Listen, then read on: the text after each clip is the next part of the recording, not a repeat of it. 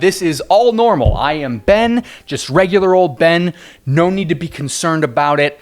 Ben. This is Board and Savior. You are watching my top 20 favorite games of all time. Last time you saw 20 through 11. Now you are going to see 10 through 1. Last time, those games, they were good, all right? But these games are great. This is the top of the top. Yeah, this is the cream of the crop. Yeah, will these rhymes ever stop? Yeah, they're all done as of right now.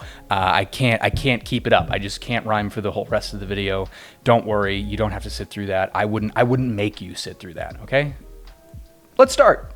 Number 10, Brass Birmingham. Do you smell that, friends? That's the smell of factory smoke, and it's everywhere, and it's all consuming, and it's in our lungs, and that can't be good. It's Brass Birmingham, and we're talking industrial revolution. We got iron, we got beer, we got coal, we got all the things that a society needs to function. And we got capitalism, and that's the worst part of it, but you can't get rid of it, I guess. It's just, it perpetuates itself, and we're doomed. So sorry. We're talking about a board game, and this one, you've heard of it. I have to imagine this is one of the most popular games of all time. People absolutely love it. And so seeing it on a list of someone's favorite board games, it can't be that shocking. And yet here we are, and I'm talking about it. And why does everyone love it? Well, simply because it's brilliant. I played this game one single time, and I thought, oh, well, that's just one of the best board games I've ever played. It took me one play to realize that it was one of the best board games ever. It is a network building game where you take cards from your hand that have the different locations on the map, or they have different industries like coal or iron or manufacturing, all these different things. And you take these and you build a network. You connect them with trains in the later part of the game and boats in the beginning part of the game, because there's canals and there's rails, because that's just like history, baby. And you build all these different kind of buildings that let you do stuff. There's breweries because people like alcohol all throughout history. There's coal because people like burning things and hurting the earth all throughout history. And shoot, stop it. Just talk about the game and stop being an activist for 1 second. Okay, this game, I've said it a lot. You heard it in the first video. You heard me say the word puzzle, and I'm awful sorry, but I'm going to say it again, and you're probably going to hear me say it a couple more times in this video. This game is a puzzle. It gets me thinking as soon as everything starts. It does not take a second for me to be like, okay, turn 1, this. Turn 2, this. Turn 3, this. If my opponent does this, then turn 1, this. I don't know what it is about the game, but I'm pretty sure that's what everyone else likes about it too. This is a thought generator. You are just going to be crunching up here, and I totally dig it. That's how it feels to play. It feels like you are crunching numbers and figuring out how to eke out just a little bit more than your opponents, and that's why I love it.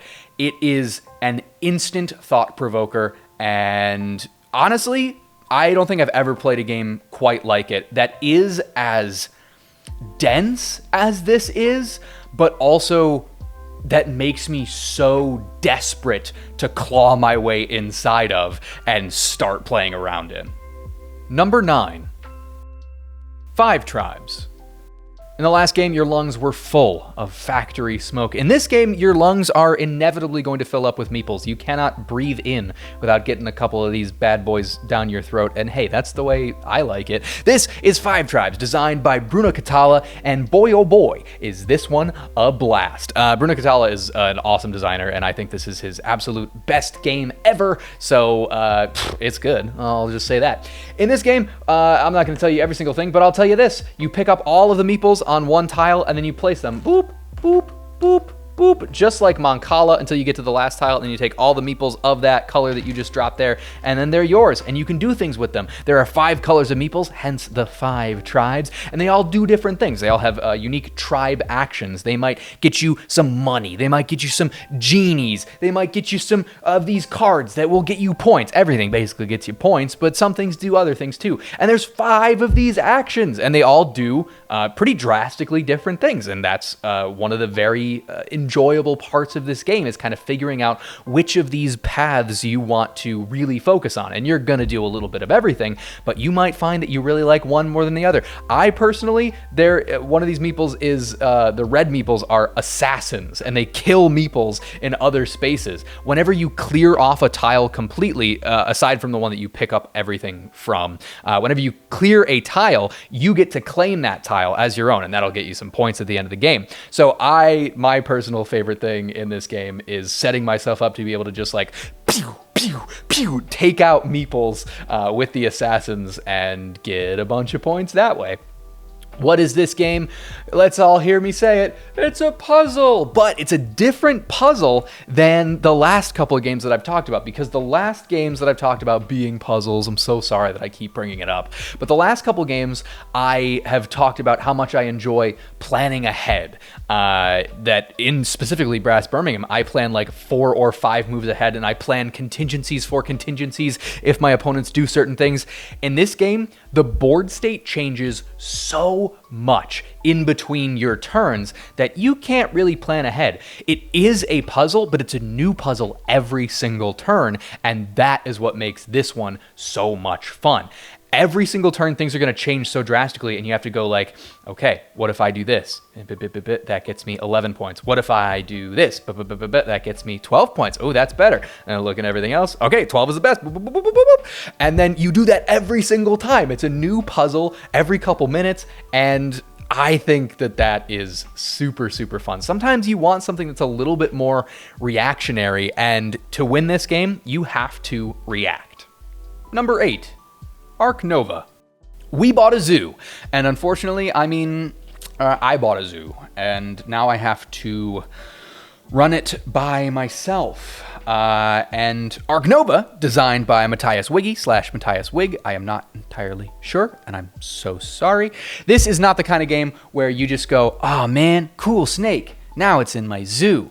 No, there's a little bit more going on than that. You got to think about sponsorships and conservation projects and research and partnering with zoos around the globe to learn the most that you can about these animals before you put them in your zoo. There is a bunch going on, and it all falls to you. And while you are doing everything, you don't have to do everything all at once. You've got these 5 action cards, and you're going to take, one action at a time. How do these action cards work? Well, that's the fun part of the game. It's all fun, but this is the really interesting part.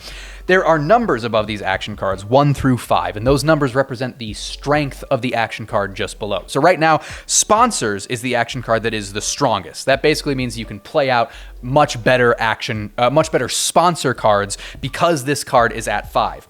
When you play it, everything else moves on down. Sponsors moves down to 1. Now it sucks. You don't want to play Sponsors when it's down at 1, but you do want to play Association now, because Association tasks, which are like, partnering with other zoos and things like that, now that has a strength of 5, which means you can do better stuff. And that's how it goes. You play the one at 5, and then it goes down to 1. And then you play the one at 5, and it goes down to 1. And you play the one at 5, and it goes down to 1. And you're sitting here thinking, well, is that the only thing that you do? It may be the only thing that you want to do, but it certainly won't be the only thing that you do, because you are not perfect. I am not perfect, even though it would be the best thing in the world if you could always do the most strong, the best version of these actions. Sometimes you're like, boy, I just got to get some animals into my zoo because the game is about to end and I am going to lose. So you play the animal card when it's at a strength of only 2, and you're like, gosh, I feel like I'm wasting time here. I'm wasting my actions. And you are. And that's really the trick of the game, is figuring out when to play the weaker versions of the cards when you really need to do that thing, and when you can say, okay, it's a little suboptimal to do the strongest thing right now because I want to do this, but then if I wait, then that thing that I want to do will get stronger, and that will be better, and that will get me more points, but is it worth? It's a lot to think about, but it's a lot of fun to think about it. I have a great time with this game, and it's kind of the only simulation game in my top 20. It really does feel like you are running a zoo. And I know that I talked a lot about all of the non-animal things that you do. Like there are a bunch of things that you do, but at the same time, There are so many animals. I mean, look at this giant deck. This is, I would say, mostly animals. I don't know what the exact breakdown is, but there are a ton of animals and they're really cute, and you can actually like focus on specific things if you want to. I'm going to go for all birds this game because this snowy owl looks awesome and it requires you to have 2 birds already in order to play it. No, I'm going to focus on bears this game. I'm going to focus on reptiles this game. There are so many different ways to play it. You're going to want to play it a million times. It works really well solo, and I'm sure it works super well with other player accounts too, because people play it at other player accounts and they like it. I've just only ever tried it solo. This is one of my absolute all-time favorite solo games, so highly recommend it. Can you shut him up? He's ruining the video. Number 7, War of the Ring. We are back with miniatures. We had a couple games there that were like Euro games and everything was wood and cardboard. Blech. We have plastic again, and War of the Ring has a lot of plastic. This game, designed by Roberto Domeglio, Marco Maggi, and Francesco Nepatello, this is truly an epic in the realest sense of the word. This is a 4-hour plus experience, depending on who you play it with. I play it with someone who, like me, gets analysis paralysis, and yeah, 4 becomes maybe like 6 hours on certain sessions, but it is absolutely worth your time. How does it feel to play? Well, it really depends on which side of the table you're sitting on. For the shadow player, the baddies, you are going to be marching across the board with hordes of forces, taking over strongholds and attempting to win the game by taking over enough strongholds to get you over to 10 victory points. Meanwhile, the free people, you can win the game by taking over strongholds, or you can win by getting Frodo and the Fellowship down the winding roads of Middle-earth into Mount Doom, and if you chuck the One Ring into Mount Doom, then you win the game. On the other hand, if all of your fellowship is corrupted and killed by the forces of evil, then you also lose. But don't worry about that. That's never going to happen, right? All of this is facilitated with 2 unique sets of dice. 4 blue dice for the good guys and 7 red dice for the bad guys. So right from the start of the game, the bad guys have a lot more armies and a lot more resources to move them around, because that's what these dice do. At the start of every turn, you will roll them and you'll see what you are allowed to do on your turn. It may not be exactly what you want to do, but it is what you're gonna do. So these dice tell you all sorts of different things, like you might be able to move armies or muster armies, or perhaps if you're the bad guy, you might be able to search for the One Ring. You scour the land with your evil Sauron-y eye and look for the hobbits and their, wizardy friends. This makes the game feel super, super interesting because you never know exactly what you're going to do on any given turn. You can kind of guess. I mean, there's 4 dice. It's pretty likely that you're going to see a couple different results, but you're never entirely sure. And that means that every single turn you have a new puzzle to solve. I know what I said. It's the word puzzle. It's the 96th time I've said it. But again, it's true. And it's kind of like back in 5 Tribes, where every turn you're not exactly sure what that puzzle's gonna be.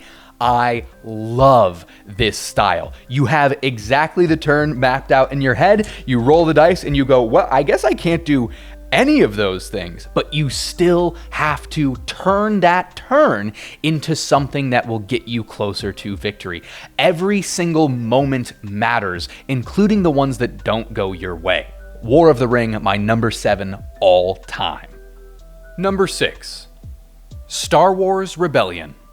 You knew this was coming. Star Wars Rebellion, designed by Cory Konieczka.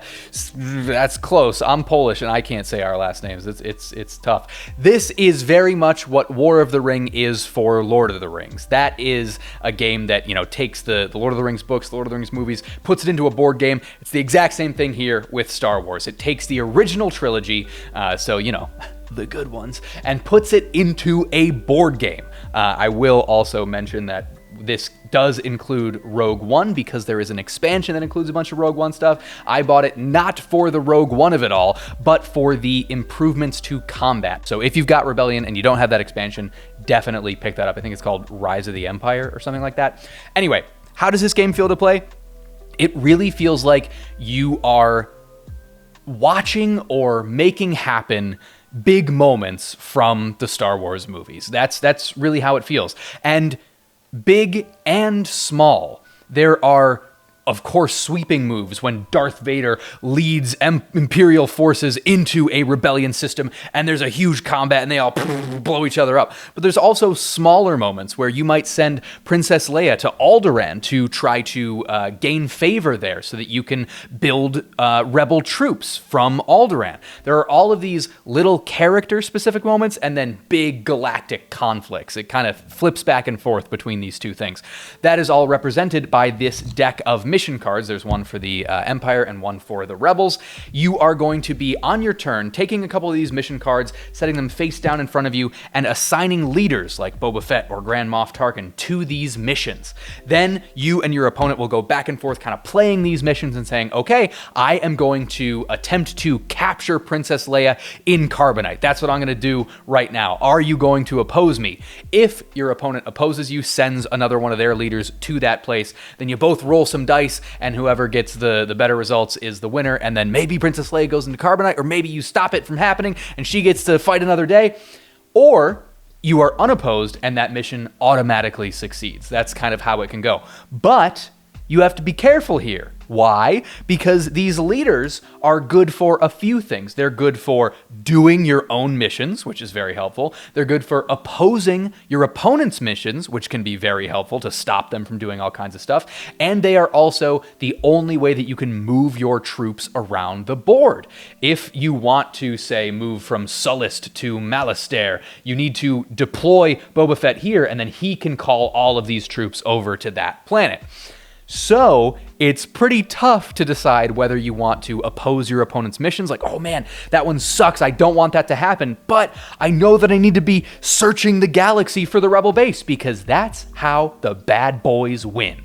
If you find the rebel base and wipe it out, the Imperials are victorious. The rebel base could be on any one of these planets. At the start of the game, the rebel player will look through a big deck of planet cards, as many cards as there are planets on this board, and yeah, there's a whole bunch. They'll choose one of those planets to be the secret rebel base, slide that card underneath the game board, and that is what the Imperial player needs to find. If the Imperial player sends forces into that planet, takes it over, wipes out the rebels, they win the game. How do the rebels win the game? Well, over on the other side of the board, there is a track which tracks two tracks. I said track too many times. It tracks two things. There is one marker that tracks the current round, so it goes 1, 2, 3, 4, 5, etc. You get how that goes. And then there is also a rebel objective marker that goes backwards down the track. It starts at 14, so it goes 14, 13, 12, 11, as the rebels complete all kinds of objectives. And these could be things like win a space battle, win ground combat, blow up the Death Star. All of these things will move the rebels down this track backwards, and if that round marker and the rebel objective marker ever cross over, the rebels win. They have done enough to convince the galaxy that the Empire is bad, and the Empire is blown out of the water. Get out of here. Go home, Darth Vader. You're drunk. Why do I like this game so much? Well, the main thing that I definitely wanted to say is that I like it more than War of the Ring, not because I think it's all the way the better game. I think almost War of the Ring is a better mechanical experience. I think a lot of those things work flawlessly, and there are a few elements here in Star Wars Rebellion that I think are maybe a little bit clunky. Like these leaders that go either to do missions anywhere on the board, or you send them anywhere on the board to move from one place to another. But it feels a little weightless to just have Boba Fett be on Kashyyyk in one turn, and then he's over on Ryloth another. It's not a huge deal, but it takes a little bit of the gravity away from these big decisions. That said, the reason this is above War of the Rings specifically, it's pretty simple. I like Star Wars a lot more than I like Lord of the Rings. That's really all there is to it. It is impossible for me to describe how much joy I get watching moments from Star Wars play out in unexpected ways, because every game is going to be different. Maybe in one game, Princess Leia is encased in carbonite, and maybe in another, the Death Star destroys Nal Hutta. Sorry, Jabba's family. There are all kinds of wild things that you would never really expect based on having watched the movies, but they happen in this game because of the unique scenarios that it creates. I also can't tell you how many times this game comes down to the last turn. The Imperial player finds out exactly where the Rebel base is. It is narrowed down to one single planet. They are right there, and the Rebel player completes one final objective and wins the game. It happens way more often than you would think. This is one of the most thematic experiences that I have ever had, and I can't get enough of it. Star Wars Rebellion, my number 6 game of all time. Number 5, Oathsworn, Into the Deepwood. This is a miniature, apparently. That's what they would have you believe, but it doesn't look all that mini to me. Oathsworn, Into the Deepwood, designed by Jamie Jolly, is just a humongous game. This is one box, and this is not the only box. There are 3 boxes that are about this size, and it is a game that just demands that anyone who looks at it know for a fact that it cost more than $200. I was going to ask the question, was it worth it? But it's my number 5 of all time, so I feel like that clues you in a little bit. It's also a wild fact that if you look at previous videos on my channel, my unboxing for this was like 2 months ago. I have not had this in my collection very long for it to make it to my number 5 game of all time. That's how good it is. A lot of people would call it a Gloomhaven killer. Would I call it that? No, I think they are very different games, and they both provide me something that I don't want to give up. I think Gloomhaven gives you a bunch of discrete puzzles. Every scenario is a thoughtfully designed challenge with a new problem to solve. Not to say that these scenarios are not thoughtfully designed, but I think they offer a very different thing. Oathsworn, compared to Gloomhaven is much more about that tactical combat. There is very good tactical combat in Oathsworn, but there is a much larger focus on story here, and I am a big fan of that. In Gloomhaven, you're probably going to spend 5 minutes, maybe 10 minutes in a discrete session actually going through the story, like reading cards or reading paragraphs of text in a book. This one, the entire session is split. It's about 45 to 60 minutes story, and then 60 to 90 minutes combat encounter. So story is a massive part of this game, and I've got good news for you. If you don't like reading, you don't have to. James Cosmo from freaking Game of Thrones, he's the bear, he's the leader of the Night's Watch at the beginning. He reads to you with his beautiful voice, and then you get to make some choices along the way. The story mode in this game is my favorite of any story mode that I have played. I think a lot of people would say that Sleeping Gods is their favorite. I haven't played Sleeping Gods, all right? So this is my favorite. Best story in board gaming as far as I have experienced. And then, after you go through a story that leads you to something like this, you have an encounter with whatever it is that is doing the bad things in whatever town you are in. Big Rat Mommy, really great fight. This is one of my all-time favorite combat systems in any game ever. So briefly, how does combat work? Every character has a unique hand of cards. These cards have 2 main numbers on them, one which is the cost in the top left, and one which is the battle flow value in the top right. That battle flow value is what I'm going to talk about right now, so get ready. These battle flow values are 0, 1, 2, or 3, and they tell you where to put the card around your player board after you have played it. So I just played Backstab, which has a battle flow of 1. If then later you play another card with a battle flow value of 1, every single card, not just that one that you had there, if there were others that had moved to that spot, every card there, when you play that one, moves down a battle flow slot, right? So 1 goes to 0. Then If you play a card that has a 0 battle flow value, every single card at that 0 slot comes back into your hand. So I just got backstab back, and I can use it again. This is a really tricky little conundrum because you have to measure the cards that you want to play for their abilities versus the cards that you want to play because they move things back into your hand and let you play them again. It's a very fun little challenge, and it is definitely pretty tricky to get used to, but when you can start flowing things around and getting them back in your hand in the right way, ooh, it feels so good. All of this combat, the damage that you are dealing, is determined by either rolling dice or drawing cards. Why would you want to roll dice over draw cards or vice versa? Well, it's pretty simple, actually. This deck and this die, at the start of every scenario, they have equal probability. So there is a 1 in 6 chance of rolling a 2 and a 1 in 6 chance of drawing a 2. But that 1 in 6 of rolling is always going to stay the same. The 1 in 6 chance of drawing will not.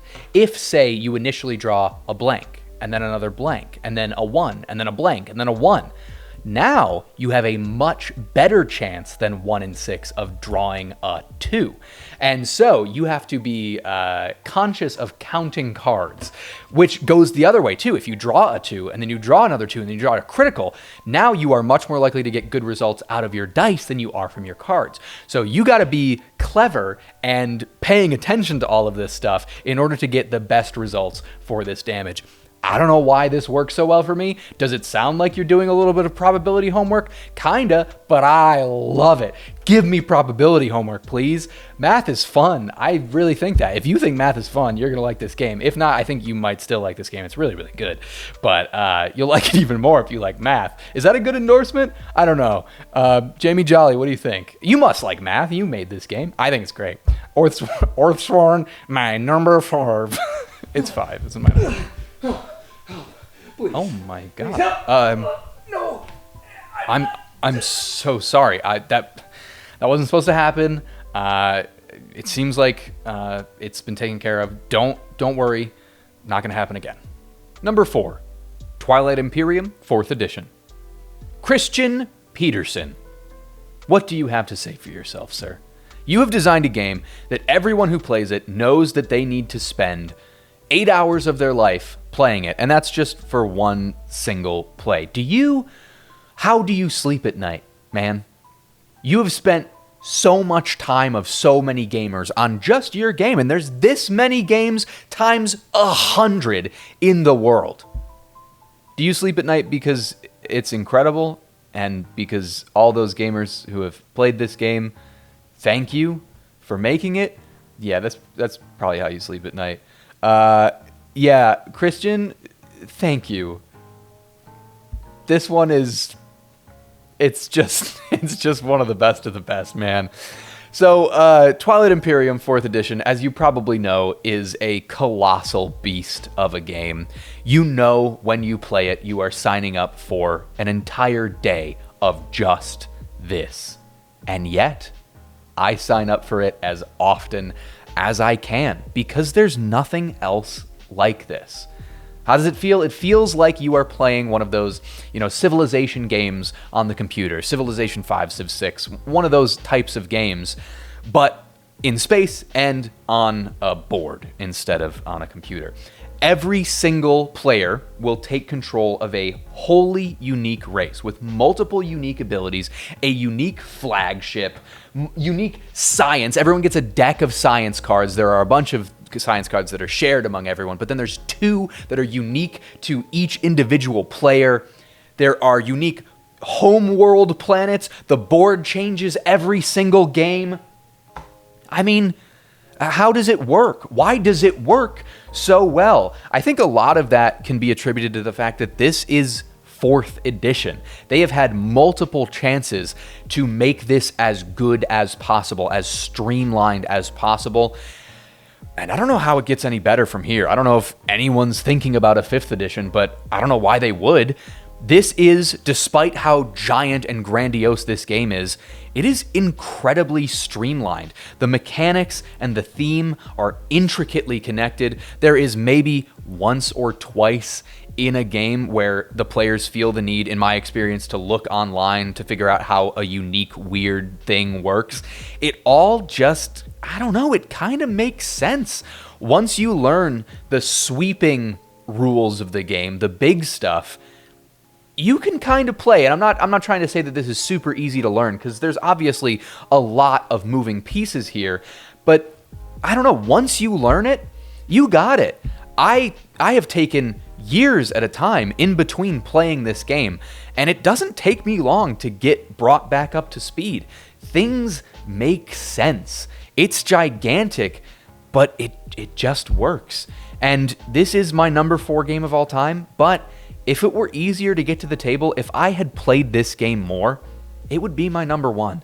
There is nothing else in the hobby that I have experienced that comes close to the feeling, the day-long journey that this game provides. My friends, we break in the middle to get lunch. We know that it's an all-day affair, and when we pack up the game, we don't just go our separate ways. We sit there talking about all of the moves of the game. When I did this, did that ruin your plans? When you did this, I had a card that could have stopped you, but I wanted to save it for later, and I shouldn't have, because you won, you jerk. There are so many moments that become crystallized in our minds that we will never, ever forget. Genuinely, there are so many games of this that I have played that go down in history as the best gaming experiences that I have ever had. The only reason it's not higher is because I haven't had more of those experiences.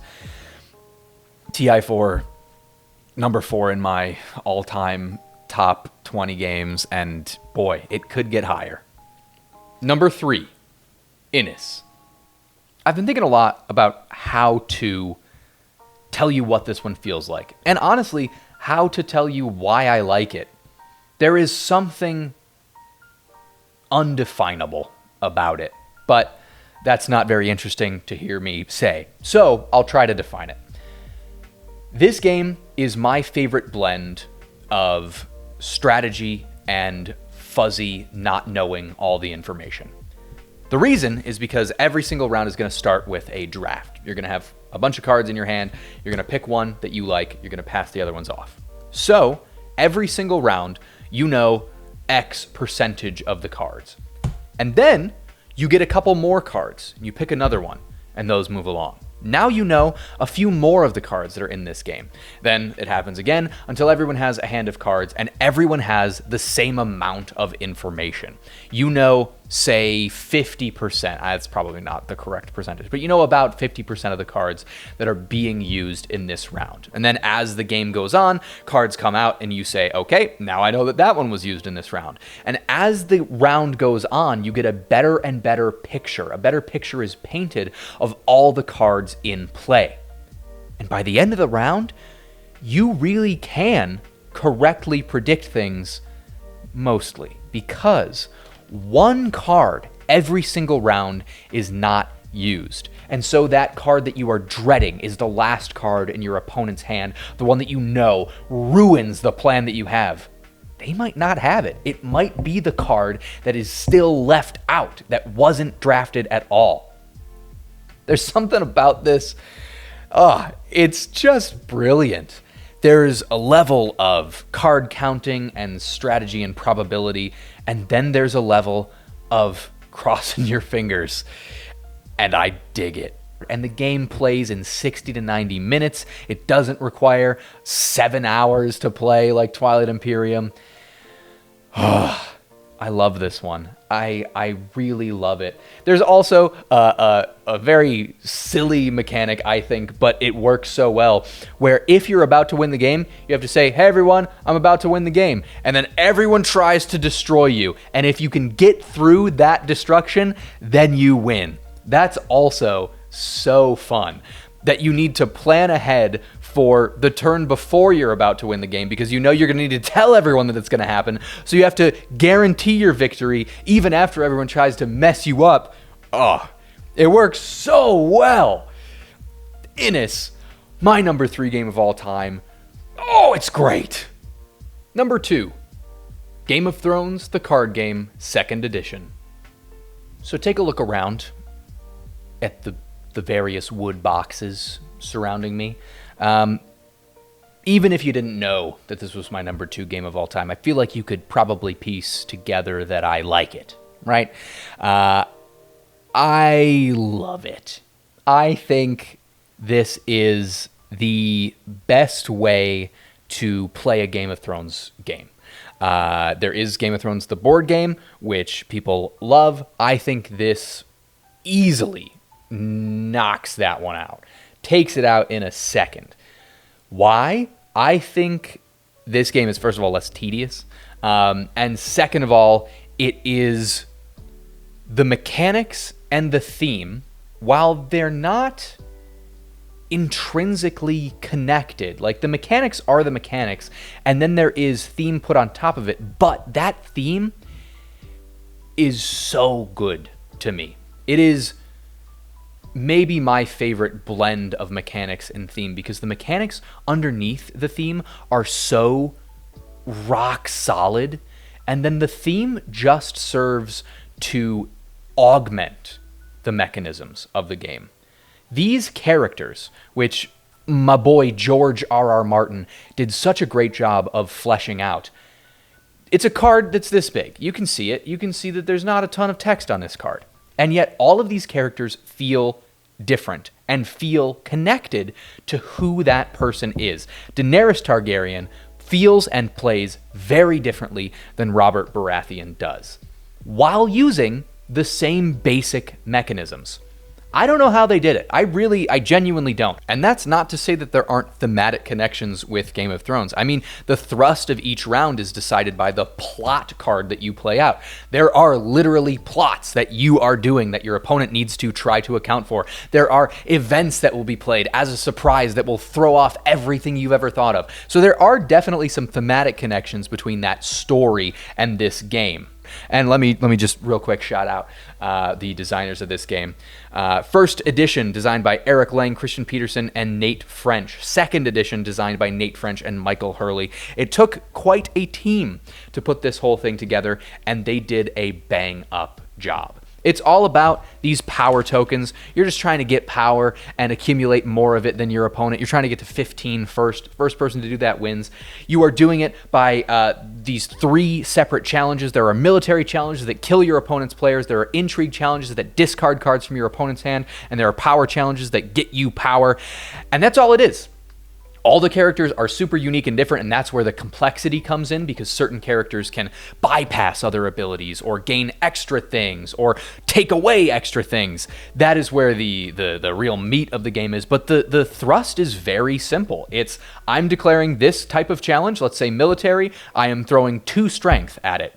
The other player has a choice. Do I block that with more than 2 strength, or do I let it happen, let one of my characters die, and save my characters for when I can respond with a challenge of my own? That's all it is, and it is so good. Oh my gosh, I love this one so much. This is probably the game that I've played the most. Maybe my number 1 I've played a little bit more. That's pretty close.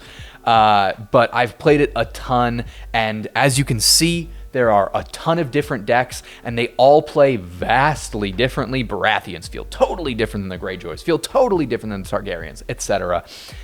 I love this game. If you like Game of Thrones, and if you like games, no question in my mind that you should get this. Game of Thrones, the card game, the 2nd edition, my number 2 all time. Hell yeah.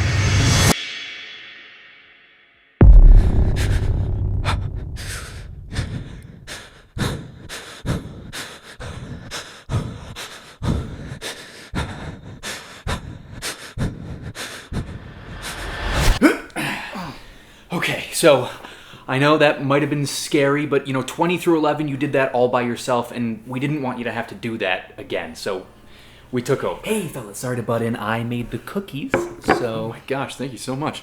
Hey, enjoy. Actually, you know what? I made them, so I feel like I earned it. And I am the guy that kidnapped you, so I get one too. I was not involved, but I would like a cookie as well. Guys, I don't know what to say. Thank you all so much. Happy holidays. This is so sweet. Oh my gosh. This is so nice. And what's this? Okay. I will give it a go here. Let's see. Oh, how do we do this? There we go. Oh my gosh, you guys. Would you look at that? This. Why is it so hard? This is my favorite game of all time. I have to set this up and then talk about it for the top 20, don't I? Okay. Number 1, Spirit Island. As Barry Manilow once said, looks like we made it. This is the top of the top. It doesn't get any better than this. Spirit Island is my number 1 game of all time, simply because it's the best game ever, and anyone who plays it should love it, because it's just that good. This is designed by Eric R. Royce. Hope that's right. I've been kidnapped for a while. I couldn't look it up. Don't blame me. Why is this game so good? I don't know. You ever played something that you played at one time and you went, wait a second, I can play that infinite times and it will never be the same again? And the game says, yes, that's the case. The reason that it's never going to be the same again is because I own literally every single expansion for Spirit Island that exists right now. And that makes some, like, truly infinite combinations. That's not true. Not infinite. There is a number but I will never in my lifetime be able to play all of the iterations that Spirit Island offers. This is the box that Spirit Island comes in, right? That is not the box that I keep Spirit Island in. No, because there are so many expansions. I have instead transferred it to the Twilight Imperium 4th Edition Prophecy of Kings expansion box and put some Mod Podge Spirit Island stickers on the side to remind me what is actually contained herein. I own every expansion because I want to own every expansion. Every further expansion I will buy as soon as it is available. There is nothing that I like more than Spirit Island. It's that good. What's going on? How is it that good? Why? First of all, ton of spirits. Take a look at this shot. Yeah, that's a lot of them. Guess what? They are all super different from each other. Guess what else? On the back, it tells you not only how they feel to play, but also how difficult they are to play. So if you are like me and you've played a ton of Spirit Island and you would like a challenge, but you want to introduce someone who's new to the game to Spirit Island, you can take an extremely difficult spirit in front of you. You can give an extremely easy spirit to that friend that you're teaching, and then you can both play Spirit Island at a challenge level that you are comfortable with. You don't need to be at the same level to enjoy this game. Unlike many other cooperative games where if you increase the difficulty, it increases difficulty for everyone, you can set the difficulty just by the spirit that is in front of you. Additionally, if everyone is at the same difficulty level and you want to change difficulty up in another way, there are scenarios that add new difficulty. This is a scenario called Elemental Invocation. The spirits can call forth wellsprings of essence to empower small areas of the island. That sounds cool. That's one scenario of many. You can also face off against different adversaries. What are you doing in this game, by the way? Did I tell you that? No. There are settlers coming to your lovely natural island, and you and your pals are forces of nature ridding the island of their colonial ways. There are tons of different colonizers. This is the Habsburg monarchy, but you can also fight against Denmark or England or France or tons of other options that are all varying difficulty levels, and you can set the difficulty level even among those different adversaries. What? It's like you can play this however you want, and there are a million ways to play it. Honestly, if you find one spirit that you love, You could play Spirit Island with that one spirit forever and just do different scenarios and different adversaries, and you would never see the same game twice. What? How? How is this possible? This is the deck of cards, and it only grows with every expansion. You're never going to have the same exact hand of cards. There's these two, and... Whoa! Can you tell that this one is pretty good? I hope so. If you haven't tried this, I think you owe it to yourself to do so. It is a little bit of like a complicated initial game, but it doesn't take long in that game to go, okay, all right, I'm starting to see it. And really, like, I feel like once you've played one game of this, you got it. There's nothing inherent to this game that is that crazy complicated. Everything is graspable and understandable, but all of the additional elements just kind of iterate on top of that super strong base. This is the smartest design ever. Ever. Nothing else compares. Spirit Island is my favorite game of all time, and things can change, things can shift. I don't see this being replaced. It will be a massive, massive swing if this is ever replaced, and you will be the first to know about it. Spirit Island, I can't get enough. Oh my gosh, we actually did it. I was not expecting to do this. I just made sure it was recording because, yeah, I've done that a couple times so far. But we're done now. No more so far. 20 games set up and then filmed and talked about and put away again 20 times. Took a long time. This is like, I don't know, day 5 or 6 of filming. Time's starting to run together.